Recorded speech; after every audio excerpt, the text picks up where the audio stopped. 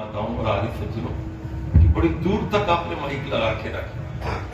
कौन सा बाजार है वो? भट्टी चौक है क्या जी? वहां पर आपकी बात जा रही है और शायद उसके भी आगे तक जा रही है। ये बहुत बड़ी चीज है कि इतने भाव से आपने माइक सिस्टम बनाया। बीट की हड्डी सीधी कीजिए। वेदावनीतं पुरुषं महान्तं आदित्यवर्णं तमसः परस्तात् तमेव विदित्वाति मृत्युमीति नान्यः पंथा विद्यते अनाय। जाना मैंने जननी जगत को, भाई बहन को जाना और आना जाना जाना है। अकड़ जाना, मुकर जाना, लड़ना झगड़ना जाना, राजा राम जाना जो संपत्ति का खजाना है। मित्र जाना, शत्रु जाना, अपना पराया जाना, और कुटुंब कबीला सब धीरे धीरे जाना है। तो सब कुछ जाना, उसको न जाना तो कुछ भी न जाना, जिसके पास तुझे जाना है। पूज्यपाद आचार्य सुशील जी महाराज, समादरणीय ब्रह्मचारी जी, ब्रह्मचारी ज्ञाननिष्ठ जी, इस आर्य समाज मधुबनी राजनगर के समस्त अधिकारी और सदस्य महानुभाव और अपने गृहस्थ के कार्यों को समेट कर आई हुई मेरी पवित्र मातृशक्ति, प्यारे बच्चों, एक शब्द आपने धर्म की दुनिया में सुना होगा, उसको कहते हैं संस्कृति। जब कभी धर्म की चर्चा चलती है तो सब लोग संस्कृति का बड़ा बखान करते हैं। हमारी संस्कृति ऐसी है, वो विश्व बारा है, वो प्रथमा संस्कृति है, वो वेद संस्कृति है, वो विश्व की सबसे प्राचीन संस्कृति है। और एक शब्द आपने और सुना होगा, उसको कहते हैं सभ्यता। तो ये समझने में बड़ी दिक्कत होती है कि सभ्यता क्या है और संस्कृति क्या है, इसमें बड़ी समस्या होती। तो सभा उसे कहते हैं जिसमें कुछ अच्छा विचार विमर्श होता है, उसको हम सभा कहते हैं। और उसमें जो व्यक्ति बैठता है उसको सभासद कहते हैं, सभ्य भी कहते हैं, सिविलाइज पर्सन। और मेरी माता और आर्य सज्जनों, सभा में बैठने के जो तौर तरीके हैं, शिष्टाचार है, उसको दुनिया में सभ्यता कहा है। जब लंबे काल तक हम शिष्टाचार से अपने जीवन को चलाते हैं,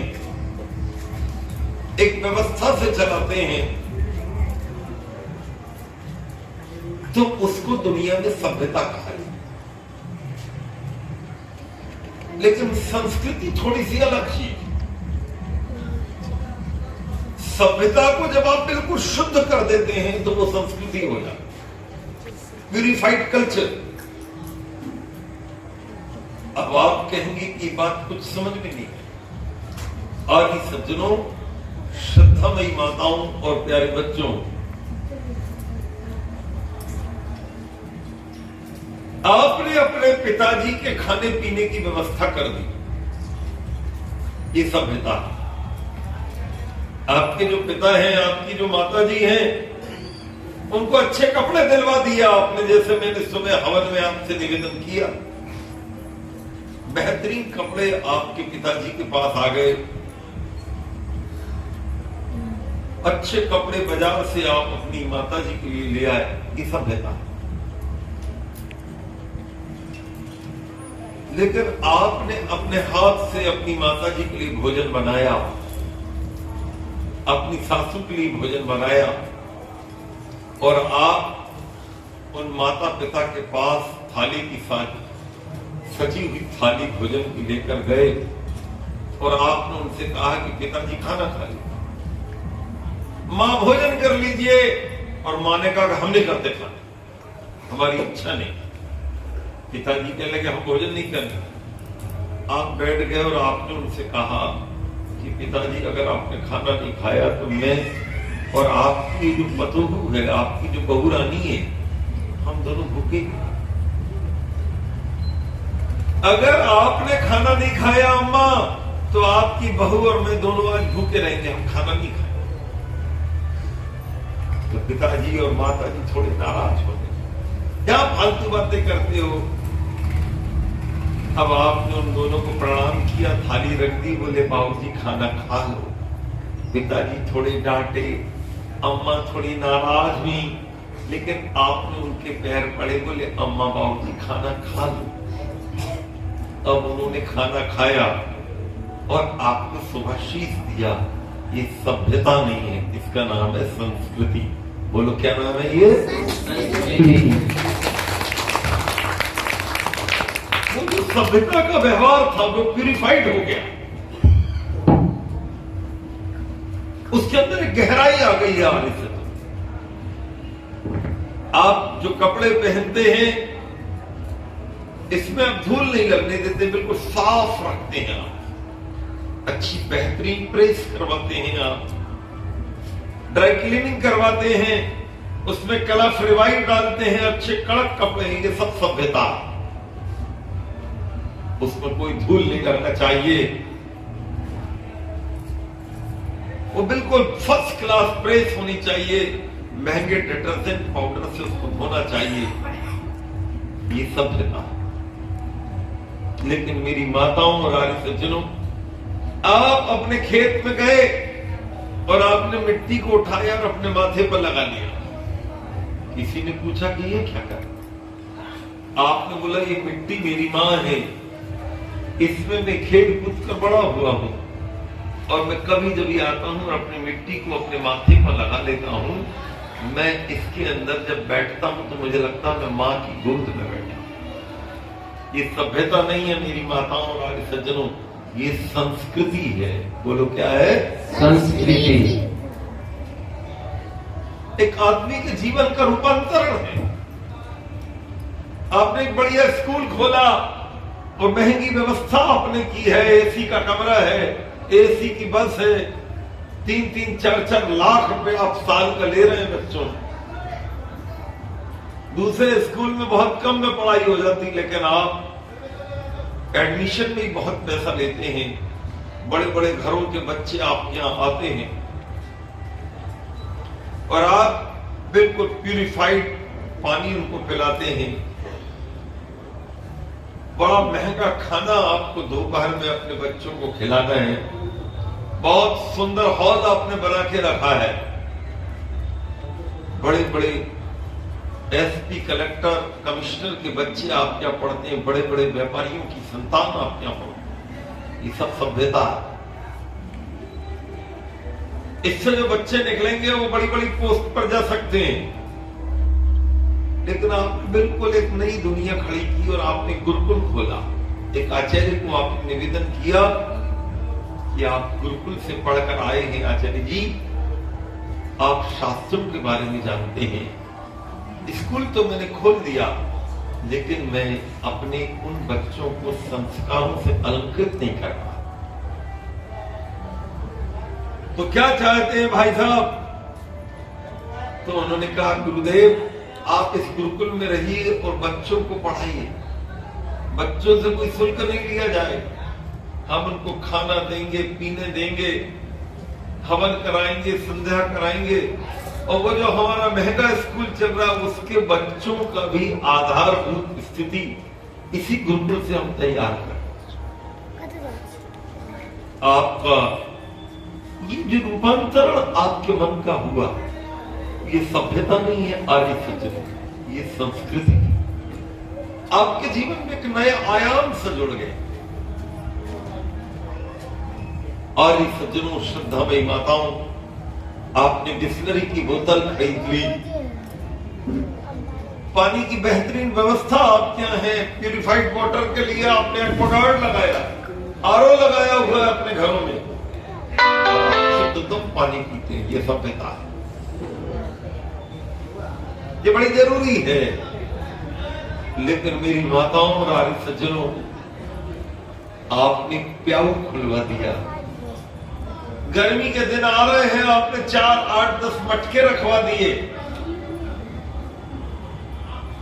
और उसमें आप फर्स्ट क्लास पानी जो अपनी बावड़ी से कुएं से निकला हुआ है,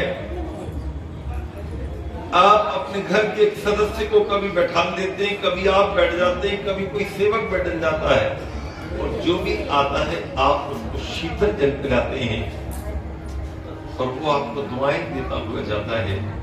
आज सज्जनों ये सभ्यता नहीं है। सब लोग बोलो क्या है ये?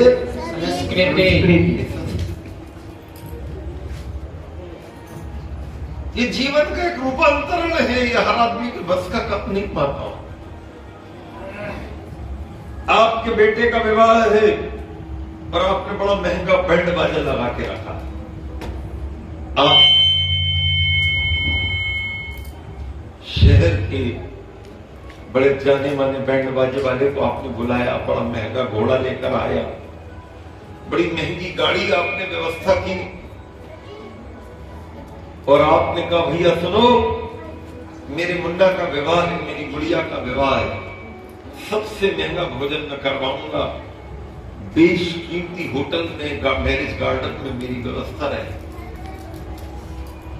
एसी के कमरे बुक रहेंगे मेरे लिए, जितने रिश्तेदार आएंगे फ्लाइट से उतरेंगे बाहर कार खड़ी रहेगी, ट्रेन से आएंगे तो रेलवे स्टेशन पर मेरे व्यक्ति खड़े मिलेंगे, जितना पानी की तरफ पैसा बहाना है मैं सब कुछ करता हूं। ये सब सभ्यता है।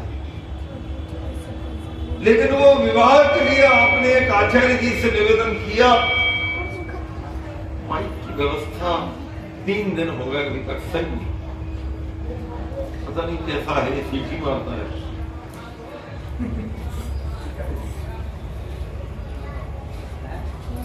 आपने एक आचार्य जी को बुलाया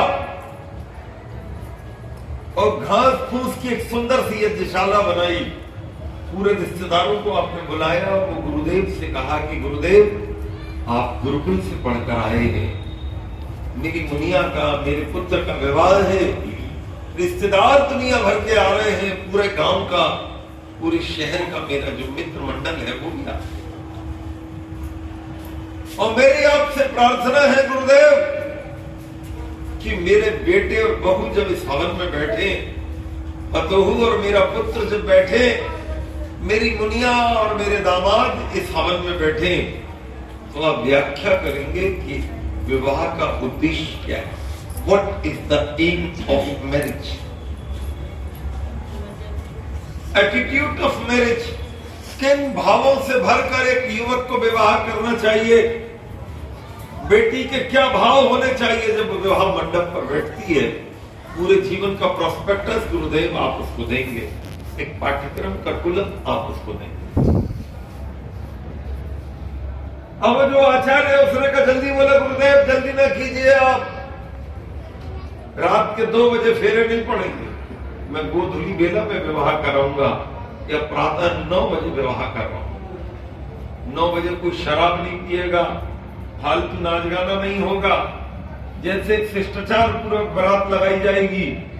ठंडी के दिन है, प्रातःकाल 9 बजे वो आचार्य अपने आसन पर बैठेंगे, गृह द्वार पर दूल्हे राजा का स्वागत किया जाएगा, सब लोग आकर जो मंडप में बैठ जाएंगे और वो जो आचार्य है वो एक्सप्लेन करेगा, वो व्याख्या करेगा सप्तपदी क्या होगी।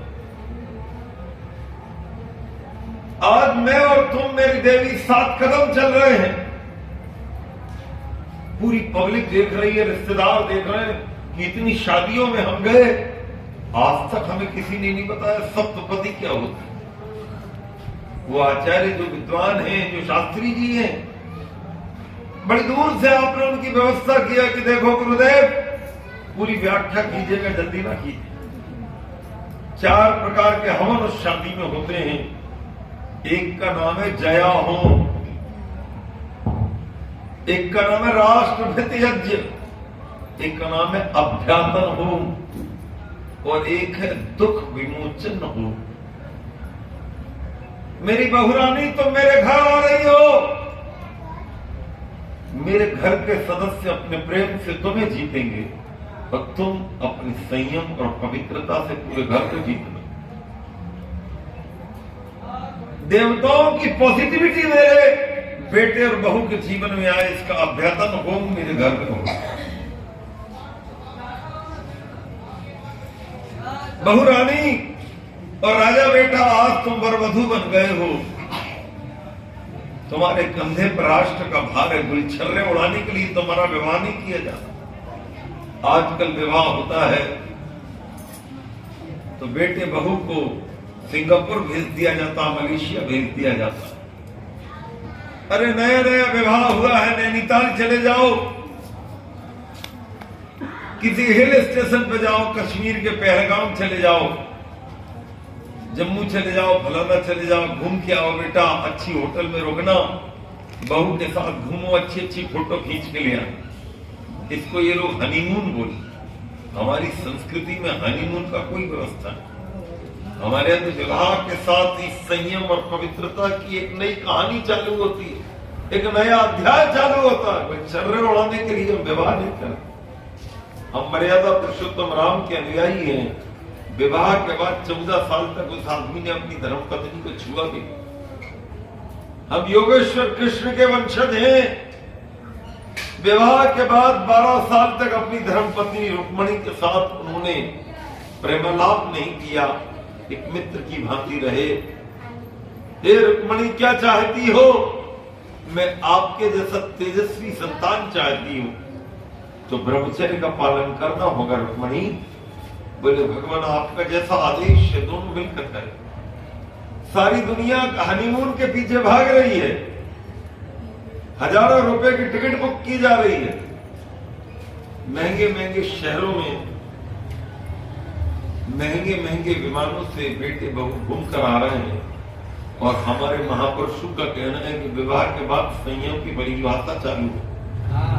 परीक्षा ही तब उसके बाद चालू होती है।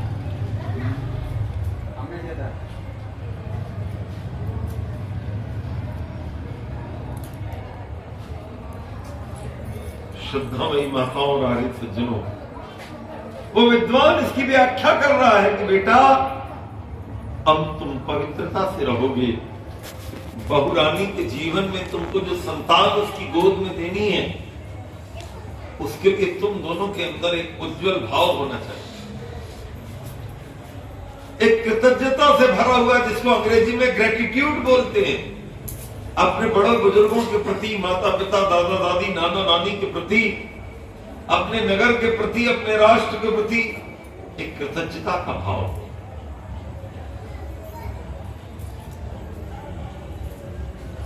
देवताओं की पॉजिटिविटी होना एक योग्यता है, और राष्ट्र के प्रति कृतज्ञता का भाव होना एक अलग योग्यता।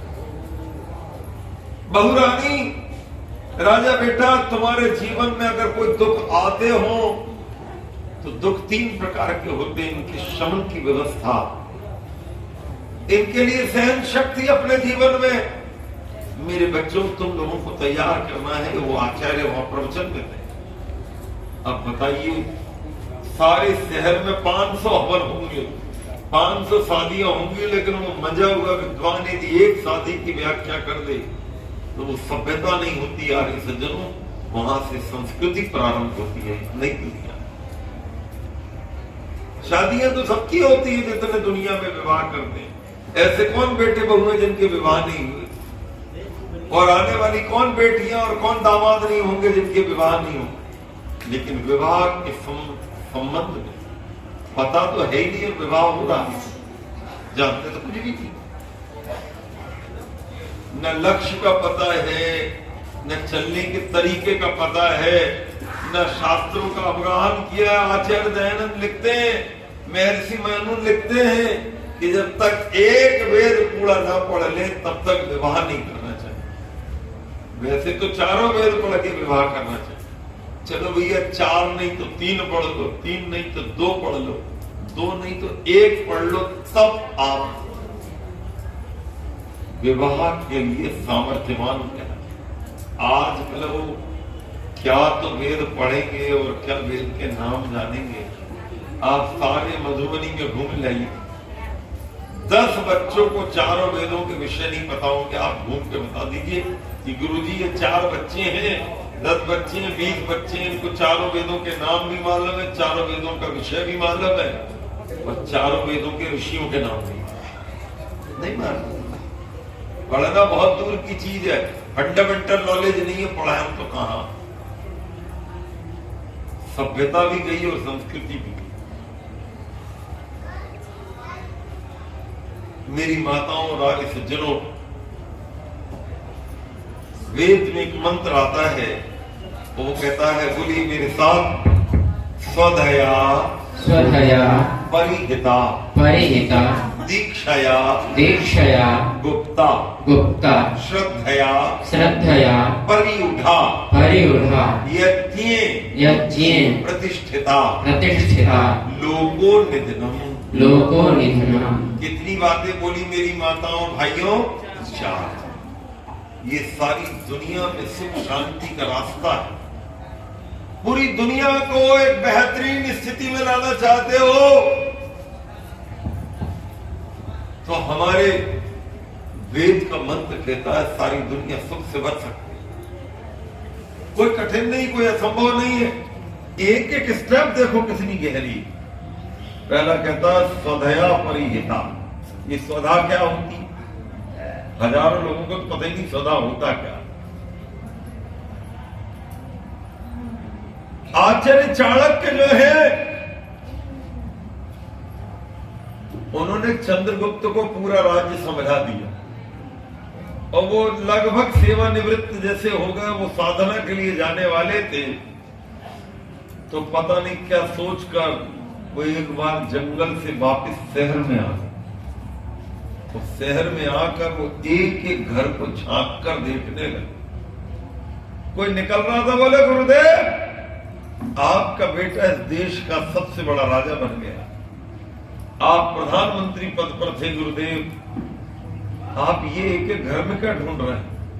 नावे प्रपादोदक कर्दमानी स्वाहा स्वधाकार विवर्जितानि नावेद शास्त्र ध्वनि गर्जितानि शंसानि तुल्यानि गृहानि तानि। नंबर 1, जिसके घर के बाहर ब्राह्मण के पैरों को धोने से कीचड़ ना हो। इसका मतलब ये नहीं कि कीचड़ किया जाए, वो भावना देना चाहता है आचार्य दुनिया के लोगों कि तुम्हारे घर में विद्वान आए तो बाहर उसको रोक दिया जाए, एक थाली लेकर आओ और उसके पैर को धुला। ये मूर्खता मत करना जो मैंने बोला था कि उस पानी को पी ले। उस पानी को पिएंगे नहीं आप। अगर कोई गुरुदेव बोलते हैं कि मेरे पैर को धोने के बाद पानी पियो, समझ लो बहुत बेईमान आदमी है। पीने न देना न पीना। किसी पेड़ में डाल दो, कहीं खेत वेत में डाल दो, लेकिन पैर के पानी को पीने का कोई विधान नहीं शास्त्र में। पता नहीं कहां से ढूंढ के ले आते हैं बेचारे भोले भाले लोग। उनको मैं तो भाई देख के दंग रह गया। झारखंड में कई साल पहले मैं गया, एक माता जी ने मेरे पैर धोए, बोले गुरुजी हम पिएंगे। मैंने कहा पीने नहीं दूंगा माता। बोले यहाँ तो जो संत आते हैं वो नाराज होते, पानी नहीं पियो, दिमाग खराब हो संतों का। काय के संत है, मूरा का नंबर है। क्या अंधविश्वास पाखंड। बेचारी भोली भाली माताएं, उनको वेद का धर्म का उपदेश देना, उनको झूठा पानी पिला दिया, पैर का है तुम्हारी। बेचारी भोली भाली, न जान न कुछ पढ़ी, न कभी वेद पढ़े, न धर्म कहीं नहीं लिखा है। ये मैं बोल के जा रहा हूं, कोई बोले तो मेरे से बात करवा। कितना पाप है बताइए। भोले भाले लोगों को अपने पैर का पानी पिला, पैर तो कितने गंदे होते, उसका पानी कैसे पिला दिया और तुमने पी कैसे लिया? और इसका धर्म से लेना देना क्या? भाई कोई विद्वान आया, उसके चेहरे में बड़ी गर्मी थी, गर्मी के दिन में आया, उसके पैर धुलाना बिल्कुल उचित है, कोई बुराई नहीं। श्रद्धा से आप अपने हाथ से धुला दो, इसमें भी कोई बुराई नहीं। पानी से धुला दो, कोई बुराई नहीं। लेकिन उस पानी को पीने का क्या मतलब?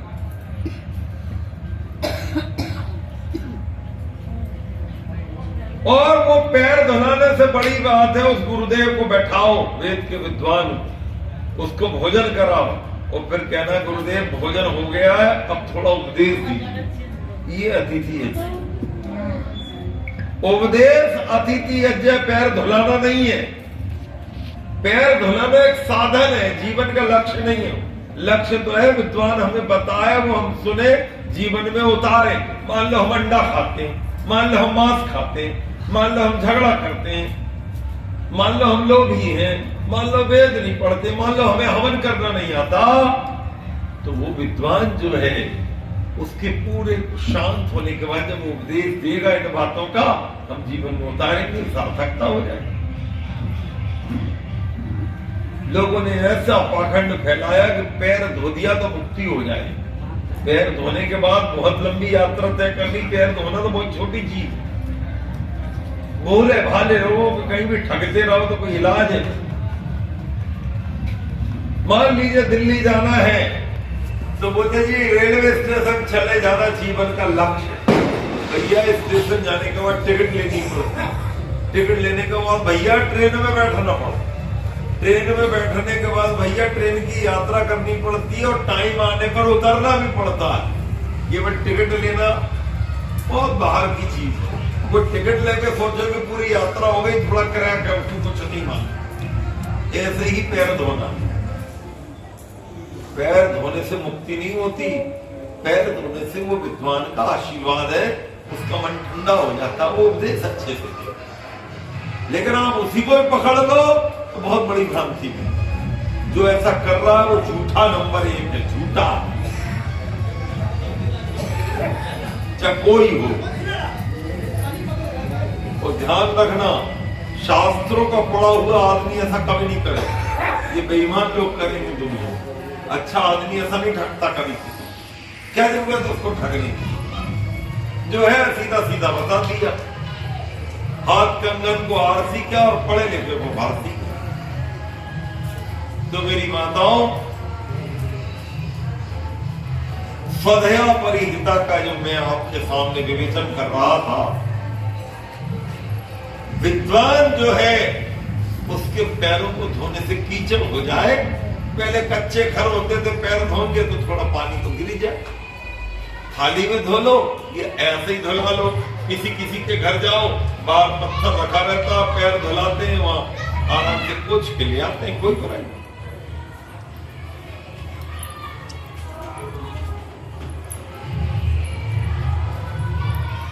मेरी माताओं और आदि सज्जनों, सदया सदाकार विवर्जितानि, स्वाहा सदाकार विवर्जितानि। उसके घरों में स्वाहा और सदा की ध्वनि होनी चाहिए। अगर किसी के घर को बढ़िया हो, आप कहेंगे गुरुजी ये स्वाहा क्या होता है? ये जो आपने हवन किया तो बीच बीच में हम बोल रहे थे, पवित्र सज्जनों, माताओं जम के स्वाहा बोलो। क्या बोले सब लोग? बोलो स्वाहा। क्या है भैया ये स्वाहा? इसके 4 अर्थ हैं। पहला स्वाहा क्या है? सुआह इति वक्तव्यम। दुनिया में हमेशा अच्छा बोलना चाहिए, इसको स्वाहा कहें। स्वमाह इति वक्तव्यम, अपनी चीज को अपना बोलना चाहिए, दूसरे की चीज को अपना कभी मत बोलना, चोरी कहलाता। मेरी चीज मेरी हो, तेरी चीज तेरी।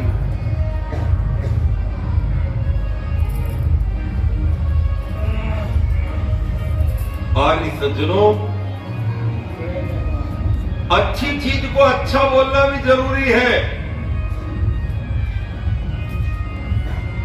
और उत्तम वाणी से बोलना भी जरूरी है। मन में पाप है और अपना बता रहे हैं, कैसे काम चलेगा? स्वाहुतम हविर्जुहोति इवा, जो आपने आहुति दी है, आहुति के समय तरीके से जब आप स्वाहा बोलते हैं तो देवताओं को वो प्राप्त हो जाती है। बताओ कितनी गंभीर बात।